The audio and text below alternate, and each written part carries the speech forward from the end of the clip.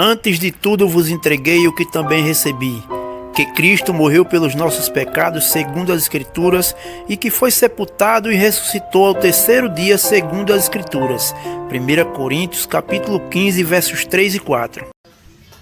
Nesta passagem, mais uma vez, nós vemos os judeus com a sua mente confusa, sem entender e reconhecer o Messias que estava de frente deles ali, a pessoa perfeita, a quem eles esperavam, só que eles não esperavam que viesse da forma que veio, como um homem simples, humilde, que no meio dos seus discípulos, o povo não sabia distinguir quem era o mestre entre eles. Porque Jesus se portava da mesma maneira que eles, se vestia da mesma maneira que eles. Porém, quando Jesus abria a boca para ensinar, isto fazia toda a diferença. Verso 15 do capítulo 7 de João. Então os judeus se maravilhavam e diziam: como sabe este letras sem ter estudado? Obviamente, Jesus vai responder com a resposta clássica e objetiva, né? O verso 16 ele diz: respondeu-lhe Jesus: o meu ensino não é meu, e sim daquele que me enviou.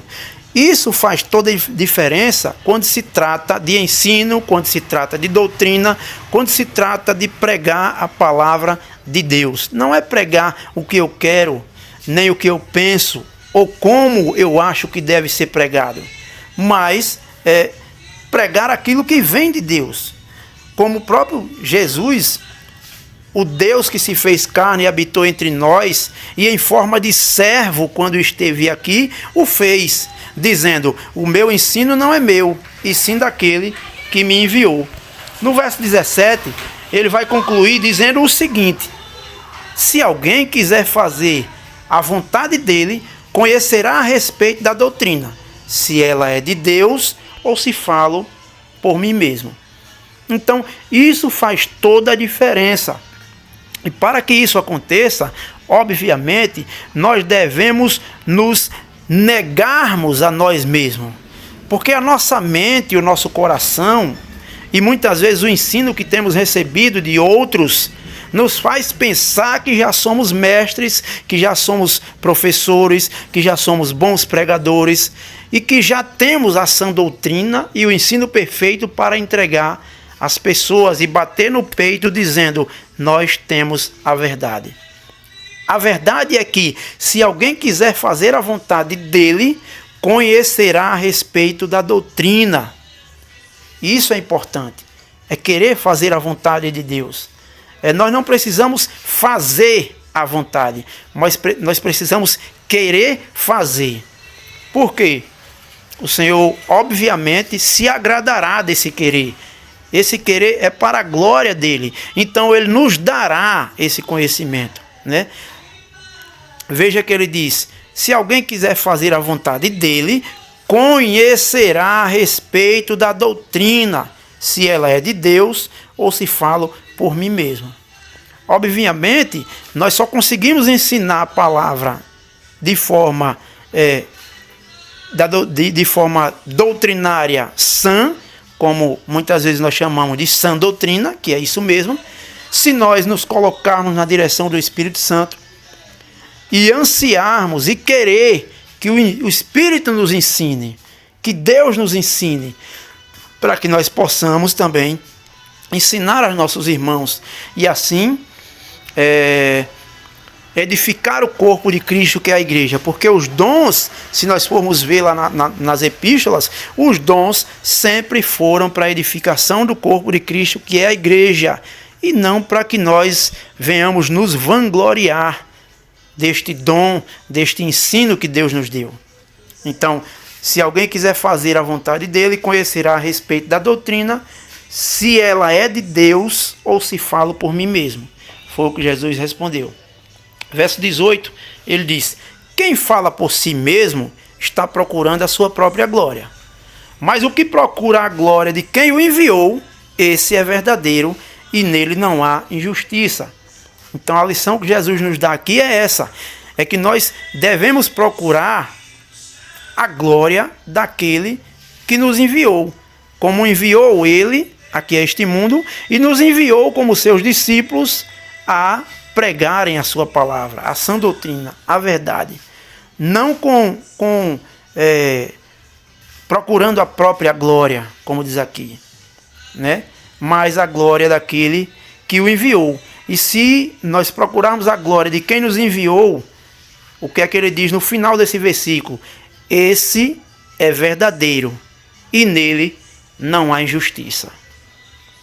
Que Deus lhe abençoe e que tenhamos essa vontade de fazer a vontade de Deus.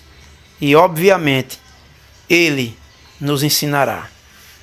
Verso 17, para concluir: se alguém quiser fazer a vontade dele, conhecerá a respeito da doutrina, se ela é de Deus ou se falo por mim mesmo.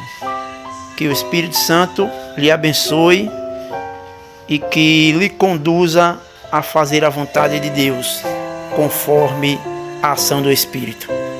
Em nome de Jesus. Amém.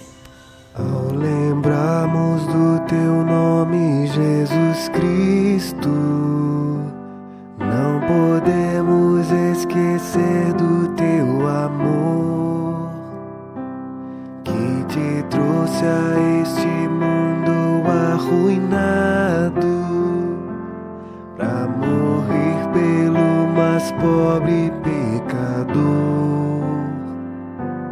Ninguém mais havia de tão digno para libertar o pecador. O Cordeiro de Deus puro, sem pecado, pôde dar-nos tanto amor. Nossas almas mergulhadas em tristeza despertaram tua nobre compaixão. Tuas ternas mãos marcadas alcançaram este povo que é tua possessão.